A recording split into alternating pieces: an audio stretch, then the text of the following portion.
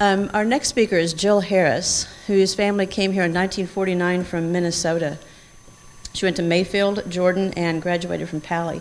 And for 20 years, not knowing the details, I would say had an envious life of being able to study, work, and travel to places as diverse as Pennsylvania, Massachusetts, Mexico, Washington, D.C., Spain, and spent some time at Esalen Institute down in Big Sur, as many of you probably know. Came back to Palo Alto in 1976 and worked at St. Michael's Alley, a beloved institution here in Palo Alto. And Jill is going to speak to us about how her mother actually happened to come out here. Welcome, Jill Harris.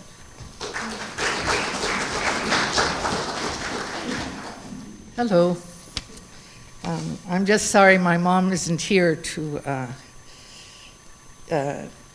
be here to talk to you. She died last year at 93, although her memory capacity had been declining for about 10 years. Well, maybe you'd show the first slide of her family in St. Paul. My mom was a twin, and she's the one who's standing. Can you hear me all right? She's the one standing closest to her father, and Eleanor, her twin, her parents, her older brother, John, who had spina bifida, and her younger sisters. And my grandfather loved sports. And I think it was very hard for him that his only son was unable, he was interested, his son, but he was unable to play. And my mother, I think, kind of took that place and became an excellent sports person, particularly in tennis, along with her twin sister. This is my mom on the right and her twin sister on the left when they were probably about 12. And my mom was already playing in tournaments. Her name is Elizabeth. And then the next slide. This is my mother playing. And my mother was, if nothing, a very determined person. And the story about how she came to play at Stanford was she was a nationally ranked player with her partner, Helen Fulton, who came from Chicago. And they played at the national juniors, and so Helen wanted to come out to Stanford. And Helen's family brought Helen and my mother out to see, California and the Stanford campus. And Helen, being a year older, enrolled that year. And she kept writing to my mother saying, Elizabeth, this would be so wonderful if you were here too, and we could play together, and and we could be friends, because I don't know many people here. So my mother applied, and she was accepted, but her father really held back in saying that he would pay for it. I think he would have liked her to stay in Minnesota. And her mother said, Elizabeth, just get your things ready, he'll come around. So that summer, before my mother came out, and after Helen had been here a year, they were playing doubles together, and Mother was visiting in Chicago, and she said, oh, Helen, I can't wait till we're together at Stanford. And Helen's mother said, Helen? This is the way my mother told it.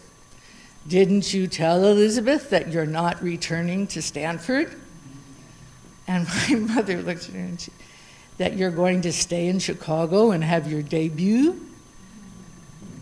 And my mother's heart sank because she didn't know anybody out here. And Helen didn't go back to Stanford, but my mother did come out. And she loved Stanford. But as far as athletics were at that time, there were no girls' teams. My mom practiced with the men, to play, because there wasn't a girls' athletic team. Didn't stop her. And I brought a small trophy. We moved from our house in Southgate last year. And so I came across these boxes of trophies from both my mother and my dad.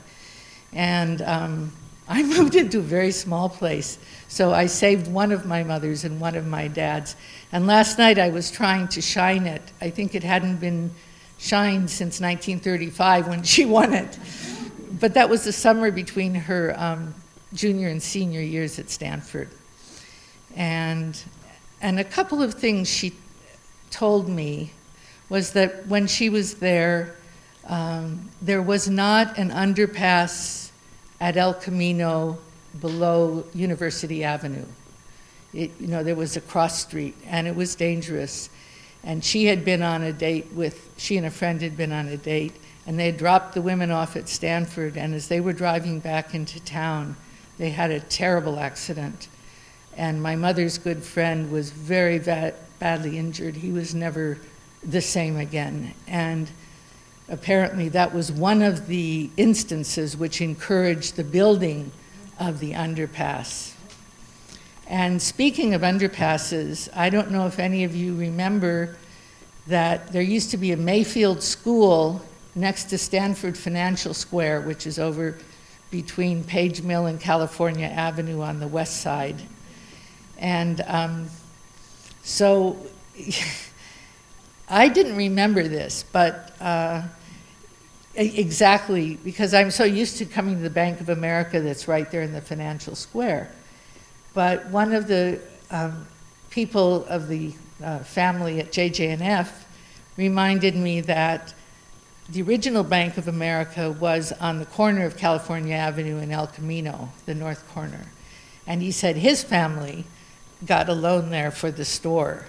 And what I remember is that we, in school, it was either the 5th or 6th grade, we were told that we could go over as a group to the Bank of America and open a savings account with 25 cents. And so, I mean, Giannini, who had started the bank, of course you remember, really wanted to have a bank where people who didn't have much money could invest. And so our class trooped over with our quarters, and we got our little savings books, and we went under that underpass, that went between the east and the west side of El Camino, which I understand now is closed because it's not safe. But I can't see any sign of it. So I'm not really sure how my parents decided to move back here in '49. My mom graduated in '36. The two things I know is that my father had a very good friend from Chicago who moved to Portola Valley. And he was the one who found the house. And my mother knew Palo Alto from having been at Stanford. And when you're young, you never think to ask the absolute facts about exactly how the decision was made. But I'm sure those two things had something to do with it. And I'm back here after a long time.